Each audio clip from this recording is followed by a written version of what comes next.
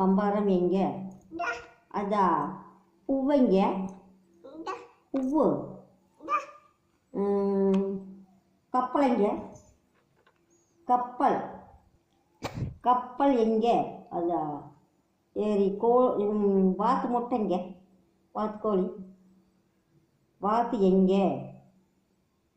வாத்துக்கோழி எங்கே இருக்குது?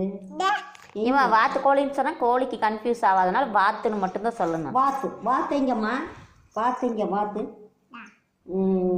கண்ணுங்க? பந்து எங்கே? பந்து. கை.